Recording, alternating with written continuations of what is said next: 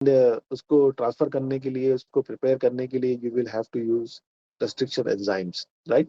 Then large scale analysis gene chips, बहुत सारे gene का एक्सप्रेशन स्टडी करने के लिए कई बार हमको डीएनए के छोटे छोटे फ्रैगमेंट्स बनाने पड़ते हैं जो चिप पे चिपके होते हैं, और उनको हम यूज करते हैं जीन एक्सप्रेशन एनालिसिस के लिए।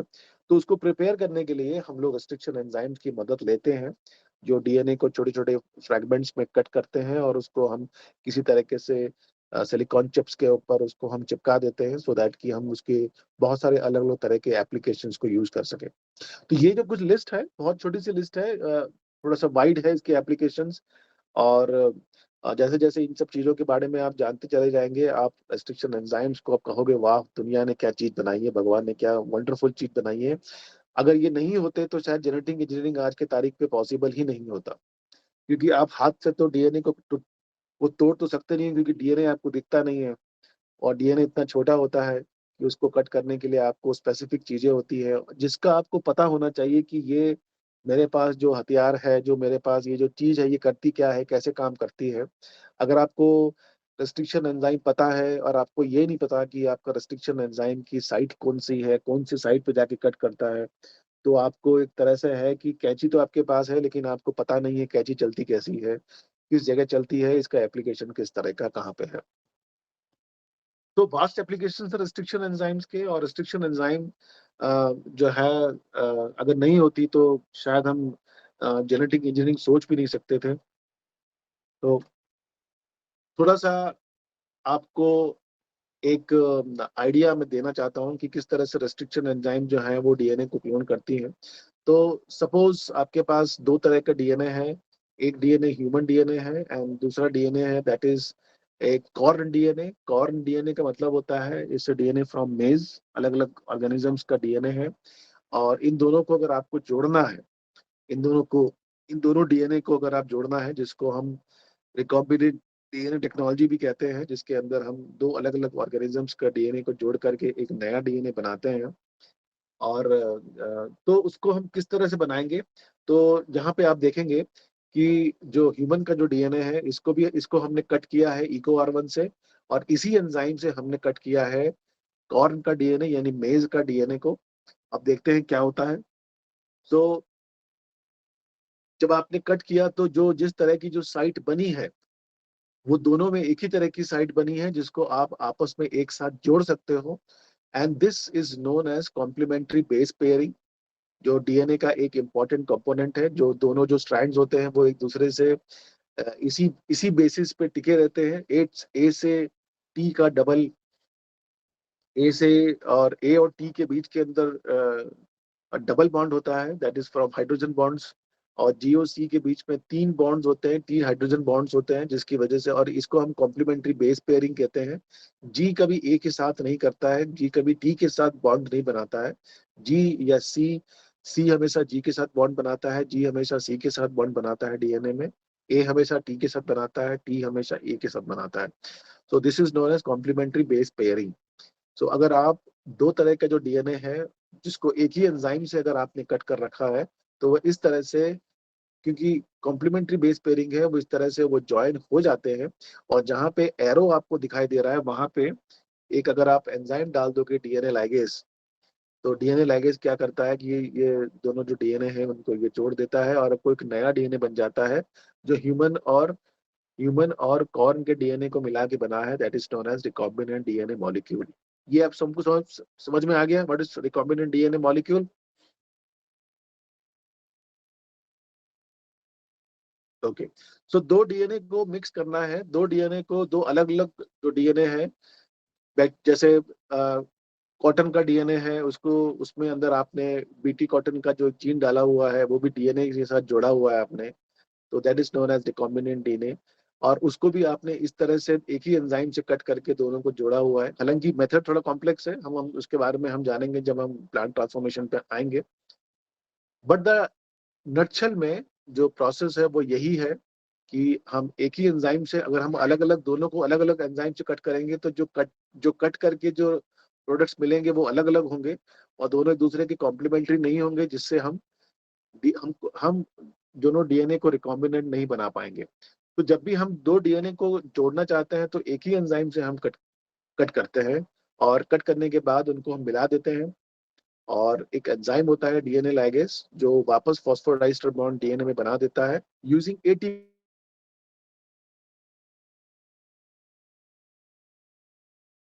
के बना देता है, and that makes a new DNA molecule that is having the DNA of both humans and corn, that is known as recombinant DNA molecule. So restriction enzymes जो RFLP के बारे में अभी जब मैं आपको जस्ट डिस्कस कर रहा था कि किस तरह से रेस्ट्रिक्शन एंजाइम्स सो को हम यूज करते हैं आरएफएलपी के लिए। सो बेसिकली जो जो फंडामेंटल कंसेप्ट यही है कि अगर दो ऑर्गेनिज्म का डीएनए को आप एक ही एंजाइम से अगर आप कट करोगे, तो अगर दोनों अगर ऑर्गेनिज्म सेम है, उनका डीएनए अगर सेम है, तो जो कटने के बाद जो डीएनए के जो फ्रैगमेंट्स आपको मिलेंगे वो भी आपके सेम होंगे। और जब भी आप उसको इलेक्ट्रोफोरेसिस से अगर आप उसको रन करोगे, यानी कि उन डीएनए फ्रैगमेंट्स को अगर आप सेपरेट करोगे और उसको आप देखोगे, तो दोनों का बेंडिंग पैटर्न एक जैसा आएगा, क्योंकि दोनों एक ही डीएनए है, एक ही जगह से कटे होंगे, और उनमें उनमें जो डीएनए सेम है। लेकिन अगर दोनों जो ऑर्गेनिजम्स हैं वो दोनों अगर अलग अलग हैं, अगर उसको एक ही एंजाइम से कट करेंगे, तो क्योंकि डीएनए उनका सीक्वेंस अलग अलग है, अलग अलग साइट जगह पर वो जो रेस्ट्रिक्शन साइट अवेलेबल होंगी, जिसकी वजह से जो डीएनए के जो फ्रैगमेंट जनरेट होंगे वो अलग अलग होंगे। और जब उसको आप इलेक्ट्रोफोरेसिस से आप उसको सेपरेट करोगे, अलग अलग एक एक डीएनए फ्रैगमेंट्स को अलग अलग करोगे, तो जो बेंडिंग पैटर्न होगा वो भी अलग अलग होगा। तो अगर बेंडिंग पैटर्न सेम आ गया है तो आप ये कह सकते हो कि जो ऑर्गेनिजम्स आर सेम। अगर बेंडिंग पैटर्न अलग अलग है तो आप कह सकते हो कि द प्लांट्स या जो ऑर्गेनिजम्स है वो अलग अलग है। ठीक है, ये बात समझ में आ गई आपको?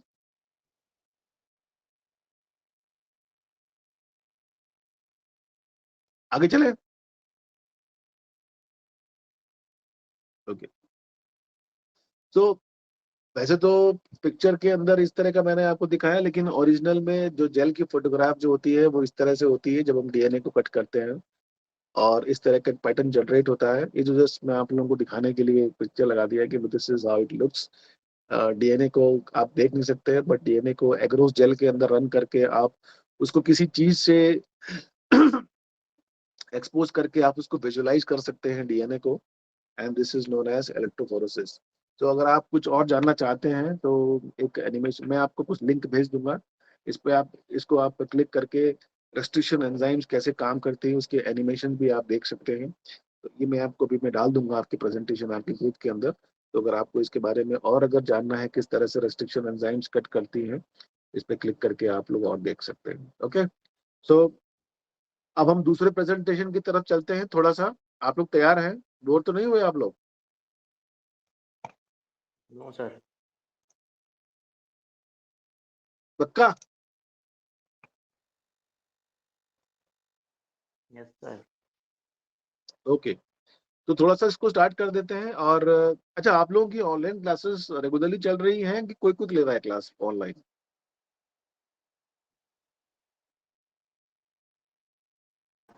नहीं चलती सर, रेगुलर कभी कभी लेते हैं। अच्छा, लेकिन हम अब रेगुलरली क्लास लेंगे, और मैं ग्रुप में डाल दिया करूंगा। बट मुझे लग रहा है कि शाम के वक्त मैं थोड़ा सा फ्री रहता हूँ, तो शाम के वक्त की हम लोग क्लास ले लिया करेंगे, ठीक है? 4:30 बजे के आसपास। Okay. Okay sir. Yes sir. ठीक है। तो रेगुलरली क्लास लगाएंगे, हम हर दिन हम क्लास लगाएंगे, क्योंकि हमारा थोड़ा सा सिलेबस बचा हुआ है अभी करने के लिए। सो जो अगला टॉपिक है that is cloning, that is recombinant DNA technology. और उसके बारे में थोड़ा सा जानते हैं कि ये क्या चीज है। और जो क्लोनिंग जो है, ये जो टर्म है आप लोगों के लिए कोई नया नहीं है बेसिकली। आप लोगों ने पढ़ा होगा कि कोई ना कोई ऑर्गेनिज्म को क्लोन किया जा रहा है। आजकल इंसानों के क्लोन करने की बात आ रही है, लेकिन प्लांट्स के क्लोन करने की बात तो हमने पहले करी थी जब हम टिश्यू कल्चर पढ़ रहे थे। टिश्यू कल्चर के अंदर आपने सोमा क्लोन्स पढ़ा था, गैमेटो क्लोन्स पढ़ा था, कुछ याद आ रहा है आप लोगों को? सो जो सेम प्लांट्स अगर एक ही टिश्यू से अगर आप प्लांट्स बनाते हो, तो जितने प्लांट डेवलप होते हैं सेम टिश्यू से, सेम सेल से, उन सबको हम कहते हैं सोमा क्लोन। अगर सोमेटिक सेल से अगर आपने उसको जनरेट किया है, यानी कि अगर एक सेल से अगर आपने 1000 प्लांट बना लिए हैं तो वो सारे प्लांट्स आपस में सोमा क्लोन है वो, लेकिन अगर उसमें कोई वेरिएशन आ गया है तो उसको हम कहेंगे सोमा क्लोनल वेरिएशन। अगर आपने गैमेटिक टिश्यू से हजारों प्लांट बना लिए हैं तो वो सारे प्लांट्स कहेंगे गैमेटोक्लोन्स कहेंगे उसको हम, बिकॉज उनमें डीएनए एक ही है, एक ही सेल का डीएनए है। हमने कहीं किसी में डीएनए चेंज नहीं किया है। वही डीएनए जो है जिस सेल में था वो सेल मल्टीप्लाई करके अलग अलग प्लांट्स को रिजनरेट कर गया है, और जिसकी वजह से अलग अलग प्लांट्स हैं, और जिसकी वजह से हम कहते हैं उन्हें गैमेटोक्लोन्स। तो डीएनए इज द सेम। तो ये भी एक जो कंसेप्ट है वो that was the concept of plant tissue culture, वही कंसेप्ट जो है दैट इज क्लोनिंग एनिमल में भी है, कि सेम ऑर्गेनिज्म का जो डीएनए है उसको अगर यूज करके अगर सेम ऑर्गेनिज्म बना दिया जाए, यानी कि दो ऑर्गेनिज्म अगर आप डेवलप कर लो, या एक ऑर्गेनिज्म का डीएनए यूज करके दूसरा ऑर्गेनिज्म से अगर आप बना रहे हो उसका भी डीएनए सेम जैसा है, that is also known as cloning. लेकिन एनिमल्स में कुछ रिपोर्ट्स हैं जिसमें क्लोनिंग का काम किया गया है, लेकिन ह्यूमंस के केस के अंदर क्लोनिंग बिल्कुल बैन है। आप जानते हो क्यों? मुझे कौन बताएगा कि ह्यूमंस के केस के अंदर डीएनए क्लोनिंग बैन क्यों है?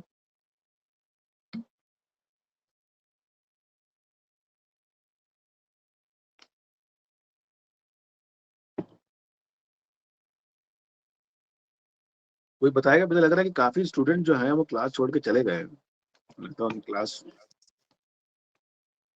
सर क्राइम सत्ताईस रेट हुई बढ़ थी सकता है तो इससे, तो कुछ भी हो हैं? सकता है, मतलब किसी का भी क्लोन बनाकर सर कुछ भी गलत काम किया जा सकता है फिर तो, यस, किसे फंसाना हो तो।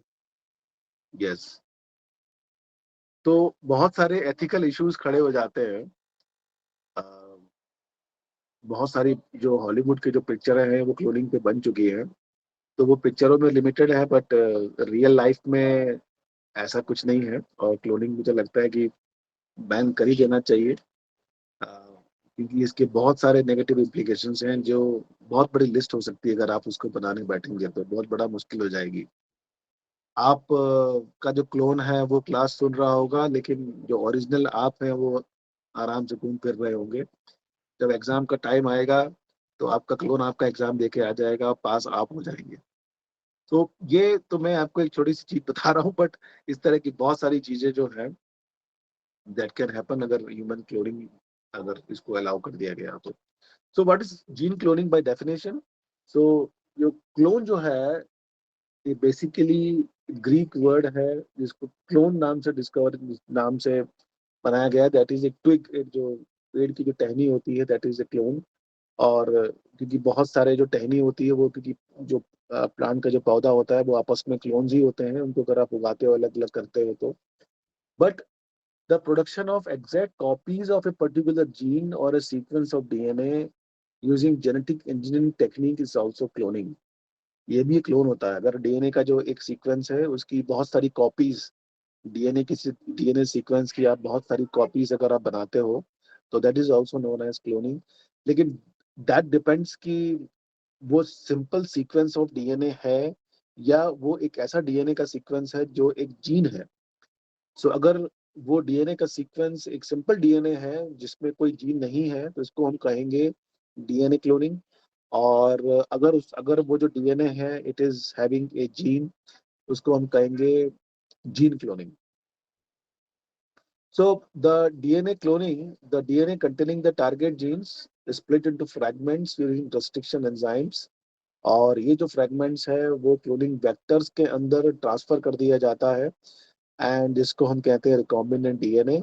और वो जो वेक्टर्स होते हैं उसको हम सूटेबल होस्ट सेल्स के अंदर इंट्रोड्यूस कर देते हैं, ताकि हमारा जो डीएनए है जिस वेक्टर के अंदर गया है वो उस होस्ट सेल के अंदर मल्टीप्लाई होना शुरू हो जाए।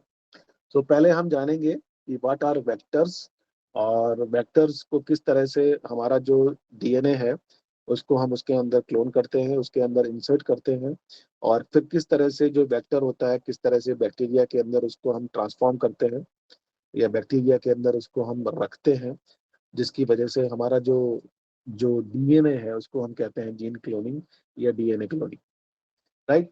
तो वेक्टर जो होता है उसके बारे में हम थोड़ा सा जानते हैं, व्हाट इज दैट। तो पहले जान लेते हैं what are the applications of gene cloning. So gene cloning का जो एप्लीकेशंस में जो इसकी जो पोटेंशियल है, इट हैज ह्यूज पोटेंशियल और जिसकी वजह से बायोलॉजिकल रिसर्च बहुत तेजी से आगे बढ़ी है। एंड आज की तारीख में कोई ऐसी लेबोरेटरी नहीं है जो जीन क्लोन करके किसी न किसी वेक्टर में उसको रख नहीं रही है। कहीं से कुछ आइसोलेट करके, कोई डीएनए आइसोलेट करके या कोई जीन आइसोलेट करके उसको क्लोन नहीं कर रही है। और इसकी जो एप्लीकेशन है, वास्ट एप्लीकेशन है। सबसे बड़ा एप्लीकेशन रिकॉम्बिनेंट प्रोटीन प्रोडक्शन में है, जिसमें इंसुलिन बनाया गया था, जिसकी वजह से एंड जेनेटिकली मॉडिफाइड ऑर्गेनिजम्स हैं इसके एप्लीकेशन, डीएनए फिंगरप्रिंटिंग है इसके applications, then to produce diagnostics kits. ये भी बहुत इम्पोर्टेंट जो एप्लीकेशन है, और इसका सबसे इम्पोर्टेंट एप्लीकेशन अभी आपने देखा कोरोना वाले केस के अंदर।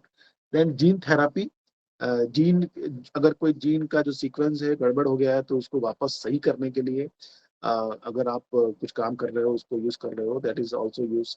जो जीन क्लोनिंग है उसको भी यूज किया जाता है जीन्स के सीक्वेंसेस को सही करने के लिए। एंड ये जो लिस्ट है ये बहुत छोटी सी लिस्ट है, आपको अलग अलग टॉप, अलग अलग एरियाज से को मतलब डिपेक्ट कर रहा है कि जो इसके जो एप्लीकेशन है। बट ये एक ऐसी चीज है जो, जैसे आप घर में रोज खाना खाते हो या रोज पानी पीते हो, वैसे ही मोलिकुलर बायोलॉजी लेबोरेटरीज के अंदर जीन को क्लोन करना, किसी वेक्टर के अंदर इंसर्ट करना, ये नॉर्मल रोज रोज की होने वाली चीज है। ये बहुत कॉमन सी चीज है जो आजकल हर मोलिकुलर बायोलॉजिस्ट, हर स्टूडेंट लेबोरेटरी में करता है ये। तो जैसा कि आप पिक्चर में देख रहे होंगे, आप लोगों को दिख रहा है ये पिक्चर सबको, जीन क्लोनिंग का। Yes sir. आप लोग बैक्टीरिया को पहचान रहे हो? What is bacteria? बैक्टीरिया पहचान में आ रहा है सबको? जी सर। अच्छा, बैक्टीरिया पहचान में आ रहा है तो एक जीन ऑफ इंटरेस्ट आपको दिख रहा है, लाल लाल कलर का gene of interest. Yes sir. Yes sir. ये गोल गोल दिखाई दे रहा है आपको, गोल गोल सर्कुलर सा। Yes sir. ये जो सर्कुलर सा गोल गोल दिख रहा है, मेरा कर्सर सबको दिखाई दे रहा है? यस मेरा sir. Cursor, yes sir. Yes. तो ये जो गोल गोल है, और मेरा जो कर्सर जो जहां पे है अभी एक येलो कलर की जगह पर दिख रहा है ये, यस सर। तो ये जो जगह है, यस, तो ये जो जगह है, दिस प्लेस इज, ये पूरा जो है दिस इज ए प्लाज्मिड। ये बैक्टीरिया के अंदर रहता है ये। इसको हम एक्स्ट्रा क्रोमोसोमल डीएनए भी कहते हैं। बैक्टीरिया अपने पास में इस तरह का प्लाज्मिड कभी कभी रखता है, और इस प्लाज्मिड के अंदर सबसे बड़ी मजेदार बात ये होती है कि इसके अंदर जो ये येलो वाला जो रीजन है, ये एंटीबायोटिक रेजिस्टेंस का रीजन होता है, जिसकी वजह से इस बैक्टीरिया को एंटीबायोटिक रेजिस्टेंस देता है। तो जिन बैक्टीरिया के पास ये प्लाज्मिड होता है, उनको आप उस पर्टिकुलर एंटीबायोटिक से नहीं मार सकते, क्योंकि उनके पास एंटीबायोटिक रेजिस्टेंस का जीन है उसके अंदर। लेकिन क्या होता है, एक ये जो बैक्टीरिया, ये जो प्लाज्मिड जो होता है, ये जो बैक्टीरिया का जो अपना डीएनए है उससे अलग होता है। ये बैक्टीरिया का डीएनए नहीं होता, इसलिए इसको हम कहते हैं एक्स्ट्रा क्रोमोसोमल। तो इसके अंदर कुछ फीचर्स होते हैं, जैसे ये जो येलो वाला मैंने आपको बताया, ये एक एंटीबायोटिक रेजिस्टेंस जीन है। और ये छोटा सा ग्रीन कलर का आप देख रहे होंगे सर्कल, जहां मेरा कर्सर है, तो ये जो जगह है, इसको हम कहते हैं origin of replication. Origin of replication का मतलब है यहीं से, जब ये जो प्लाज्मिड है, जब ये मल्टीप्लाई होता है, जब भी बैक्टीरिया डिवाइड करता है, तो उसके अंदर जो प्लाज्मिड है वो भी डिवाइड करता है। और कई बार ऐसा भी होता है कि बैक्टीरिया डिवाइड नहीं कर रहा है, लेकिन प्लाज्मिड कई सारी कॉपीज बनाता है अपनी। तो यहीं से कॉपी बननी स्टार्ट होती है, यहीं से जो डबल स्टैंडर्ड डीएनए ओपन होता है और कॉपी होना स्टार्ट होता है। और ये जो जो लाइट ग्रीन कलर का रीजन आप लोग देख रहे होंगे, यहाँ पे देख सकते हो लाइट ग्रीन कलर का, जहाँ जहाँ पे मेरा कर्सर है,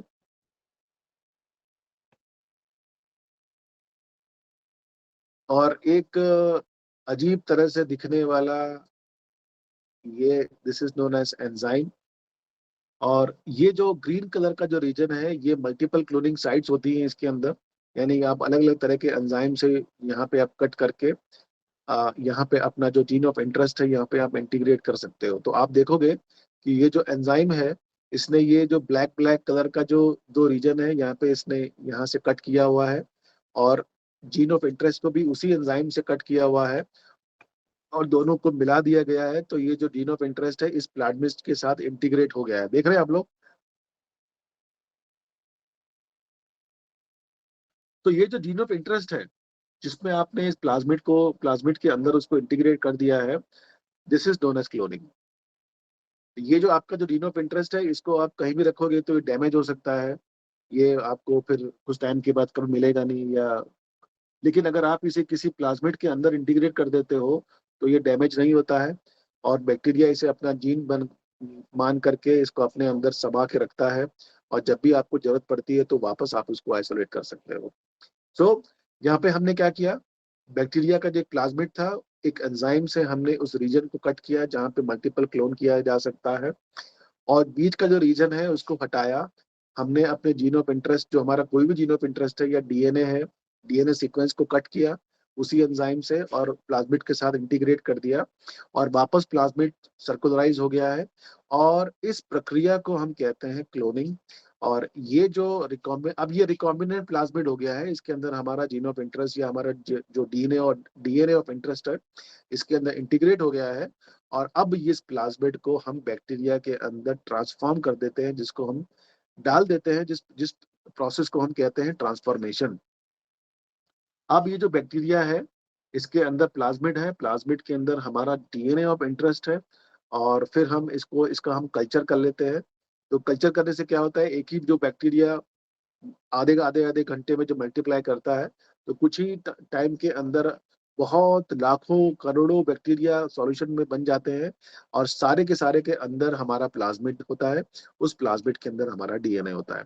तो आपका एक ही जो डीएनए फ्रैगमेंट है, जो एक ही जगह आपने क्लोन किया था, अब वो कई लाखों गुना बढ़ गया है। ठीक है, देख रहे हैं आप लोग, इसकी कॉपीज बन गई हैं। अगर आपको ये कार्टून समझ में आ गया है तो मुझे लग रहा है कि आपको क्लोनिंग का सब कुछ समझ में आ गया है। समझ में आ गया आप लोगों को? Yes sir. ओके, तो थोड़ा सा आगे चलते हैं। सो जो क्लोनिंग है, that is a multi step process. वही जो मैंने आपको बताया वही लिखा हुआ है कि नंबर जो पहला जो स्टेप है, that is produce fragments from DNA using enzymes that cut DNA at specific base sequences. जो सेकंड स्टेप है, link these fragments to self replicating forms of DNA, that is vectors. यहाँ जो circular जो plasmid है, that is a vector, उसके अंदर हमने उसको लिंक कर दिया गया है। देन ये जो हमारे वेक्टर्स हैं, इसको हमने वापस बैक्टीरिया के अंदर ट्रांसफॉर्म कर दिया गया है। और कई बार ऐसा होता है कि एक ही बैक्टीरिया के अंदर जो प्लाज्मिड होता है वो भी 1000 गुना होता है, मतलब कई सारी कॉपीज एक ही सेल के अंदर बन जाती है। सो अगर इस तरह का कंडीशन आता है तो थोड़े से बैक्टीरिया में ही आपका डीएनए कई गुना एम्पलीफाई हो गया होता है। So this process is basically known as cloning. और जब भी आपको चाहिए होगा, जब भी आपको वो वाला सीक्वेंस वापस चाहिए, तो वापस जो क्लोन कॉपीज जो हैं डीएनए के, आप वापस बैक्टीरिया को आइसोलेट करके बैक्टीरिया के अंदर से आप प्लाज्मिड को आइसोलेट कर सकते हैं, और उसी एंजाइम से आप जब कट करोगे उस डीएनए को, तो वापस कट के आपका फ्रैगमेंट बाहर आ जाएगा। तो this step is known as cloning. और अगर आपको ये छोटा सा जो स्टेप है अगर ये समझ में आ गया, तो बाकी सारे जो स्टेप है वो एक जैसे हैं। ठीक है, so this is known as cloning. आप थोड़े से जो डेफिनेशंस हैं, तो अगर हम थोड़ा सा डिटेल में जाएंगे तो और थोड़ा सा रिमाइंड कर लेते हैं, जिसके बारे में अभी हम लोगों ने पढ़ा है कुछ टाइम पहले। That is restriction enzymes. That is the enzyme that recognise specific base sequence in DNA and cleave at that site and isolated from bacteria that inactivates virus via cutting their DNA, और इनको हम molecular scissors भी कहते हैं, right.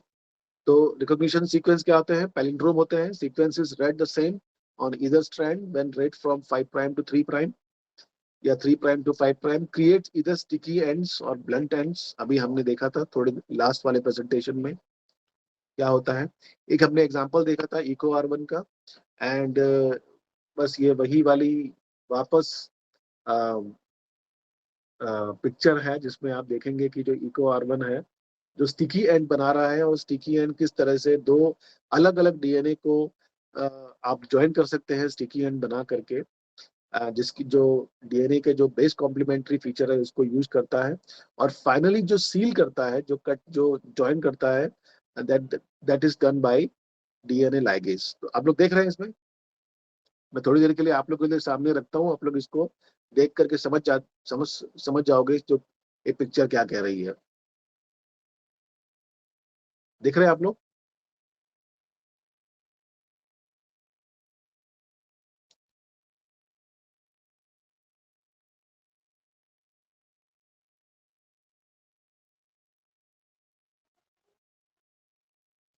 चले आगे।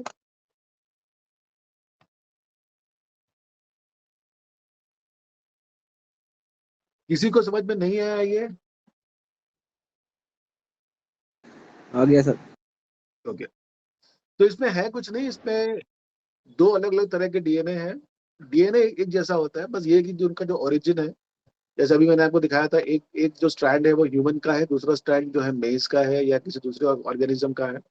उसको आपने एक ही एंजाइम से कट किया, तो जब एक ही एंजाइम से कट करेंगे तो एक ही तरह के जो रेस्ट्रिक्शन साइट मिलेंगे आपको।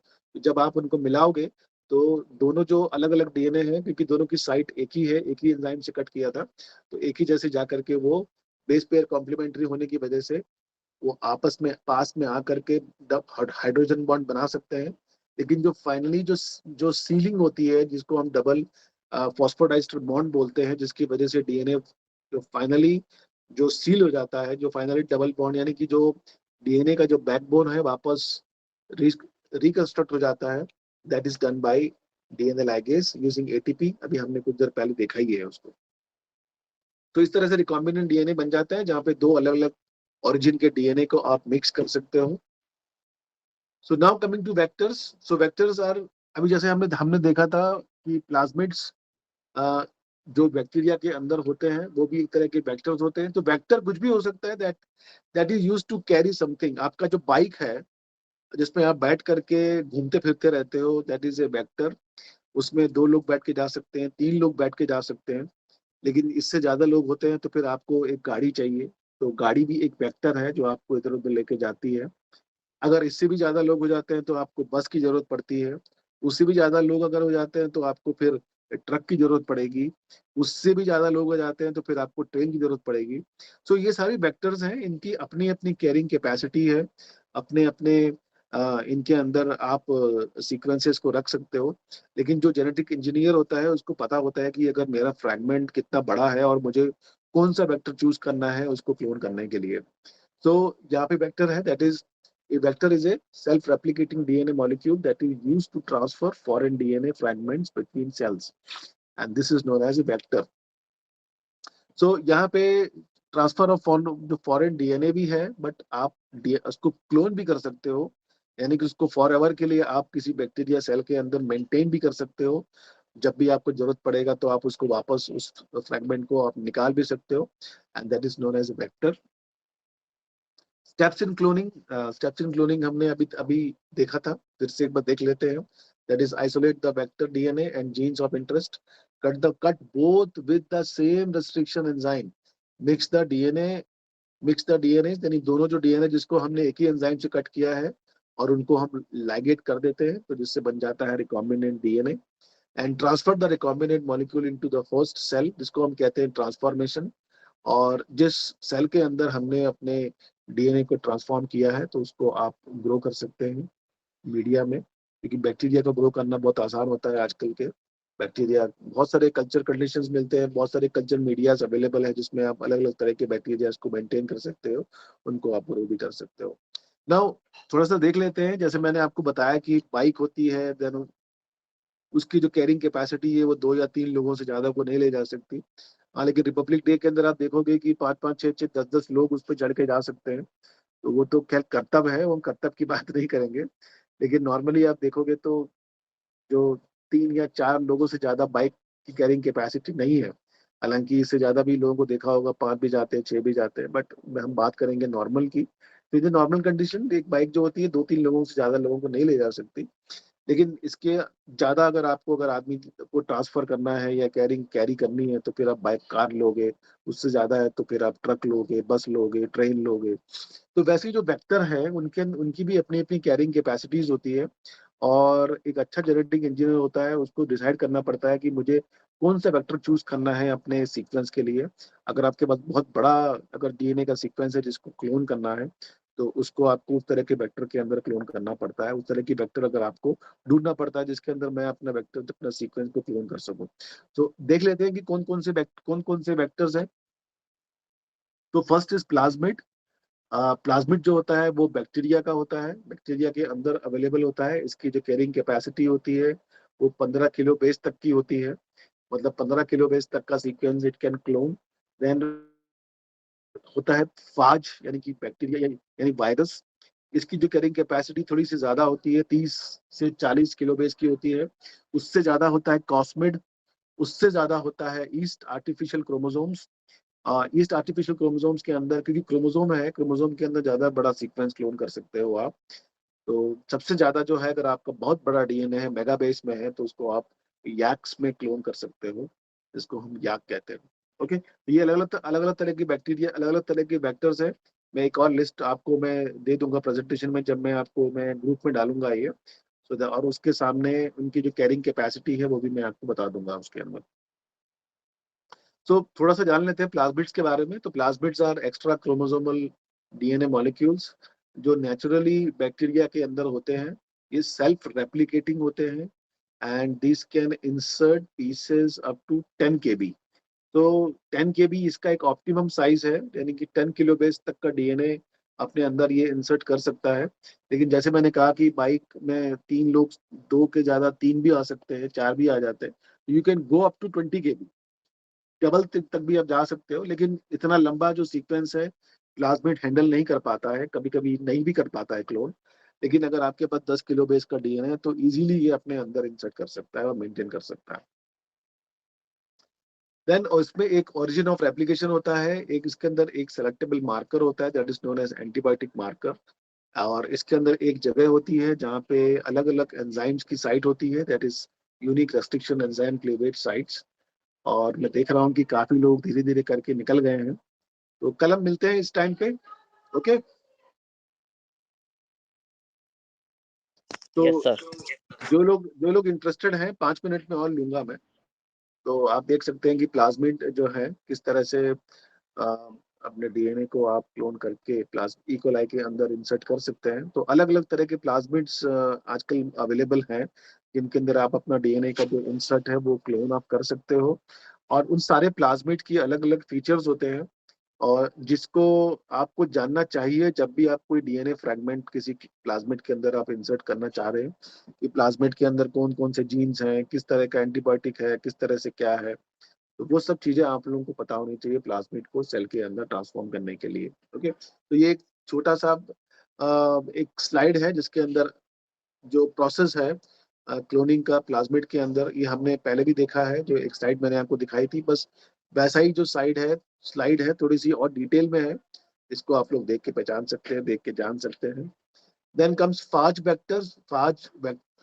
वेक्टर्स ये भी लैम्डा फाज जो बैक्टीरिया जो होते हैं उनसे बना होता है, और लीनियर डीएनए होता है। ये थोड़े से प्लाज्मिड से ज्यादा इंसर्ट ले सकते हैं, 15 किलो बेस तक। और ये भी इनका फंक्शन वही होता है जैसे मैंने आपको दिखाया था रेस्ट्रिक्शन एंजाइम्स के अंदर। तो अगर फाज के अंदर अगर आप डीएनए अगर आप इंसर्ट कर देते हो तो फाज भी आपके डीएनए को मल्टीप्लाई करके रख सकता है, लेकिन ज्यादा बड़ा सीक्वेंस में। बस ये है कि जब भी आपको मल्टीप्लाई करना है, जब आपको सीक्वेंस को अपने सीक्वेंस को मल्टीप्लाई करना है या फिर मेंटेन करना है, तो फाज को किसी न किसी बैक्टीरिया के अंदर आपको इन्फेक्शन करवाना पड़ेगा, जहाँ पे वो अपना जो डीएनए है बैक्टीरिया के अंदर डाल देता है, और बैक्टीरिया उसे फिर मेंटेन करता है, और जिसको हम कहते हैं phage insertion. Okay, then cosmids. Cosmid जो होता है नेचुरली अकर नहीं करता है, इसको बनाया जाता है। ये प्लाज्मिड्स और जो फाज बैक्टीरिया जो फाजेस होते हैं उनके डीएनए को मिला करके बनाते हैं, दिस इज नोन एज, इसलिए उसका नाम पड़ा है कॉस्मिड्स। इनकी कैरिंग कैपेसिटी थोड़ी ज्यादा होती है, 45 किलो बेस तक की होती है। एंड यैक्स होते हैं। याक मतलब जैसा याक है, याक नाम इसका याक है बेसिकली, बट इसका फंक्शन ऐसा नहीं होता है। तो ये ईस्ट आर्टिफिशियल क्रोमोसोम्स हैं, सेल्फ रेप्लिकेटिंग एलिमेंट्स होते हैं ये। देन इसके अंदर आप 1 मिलियन बेस पेयर्स तक आप कॉपी कर सकते हैं, एंड ये भी किसी भी डीएनए को रेप्लिकेट कर सकते हैं और ट्रांसफर कर सकते हैं। बट यहाँ पे एक चीज है कि जो यैक्स होते हैं ये ईस्ट आर्टिफिशियल क्रोमोसोम्स होते हैं, ये ईस्ट के होते हैं, ये इसको आप बैक्टीरिया में ट्रांसफॉर्म नहीं कर सकते। यानी अगर आप बैक्टीरिया में इसको आप डालोगे तो बैक्टीरिया में ये मल्टीप्लाई नहीं करेगा, इसको आपको ईस्ट में ही डालना पड़ेगा, तो ये ईस्ट में ही रेप्लिकेट करेगा। ये यानी कि ये जो जो सीक्वेंस है ये ईस्ट के अंदर मल्टीप्लाई करेगा, मेंटेन करेगा। ठीक है। और यैक के अंदर कुछ इंपॉर्टेंट जो एलिमेंट्स हैं, एसेंशियल एलिमेंट जो आपको जानना जरूरी है, अगर ये नहीं होगा तो ये मेंटेन नहीं कर पाते हैं। जैसे टेलोमेरेसेस होते हैं, सेंट्रोमियर्स होते हैं, ऑरिजिन ऑफ रेप्लिकेशन होता है, सेलेक्टेबल मार्कर्स होते हैं इसके अंदर, और जो सबसे इंपॉर्टेंट होता है जिसके अंदर आप अपना डीएनए फ्रैगमेंट्स क्लोन करके रखते हो, that is restriction enzyme recognition sites. तो ऐसे एक जगह होती है जो जिसके अंदर बहुत सारे रेस्ट्रिक्शन एंजाइम्स की साइट होती है, क्योंकि अगर आपके जो जीन ऑफ इंटरेस्ट है, जो जो डीएनए है, उसमें अगर कोई पर्टिकुलर रेस्ट्रिक्शन एंजाइम की साइट नहीं है तो उसको आप क्लोन करोगे कैसे। सो अलग अलग आपको मालूम चलेगा कि अलग अलग सीक्वेंसेस की साइट्स होती है, अलग अलग रेस्ट्रिक्शन एंजाइम की साइट होती है। तो जो भी साइट्स आपके डीएनए इंसर्ट के अंदर अवेलेबल है, उसी साइट से आप अपने वेक्टर को कट करेंगे और उसी से आप उसको ज्वाइन करके उसके अंदर क्लोन कर लेंगे। तो आप देख सकते हो इसके अंदर कि ह्यूमन डीएनए को किस तरह से यैक में क्लोन किया हुआ है। एंड यहाँ पे हम अपना क्लास खत्म करते हैं, कल हम मिलते हैं 4:30 बजे।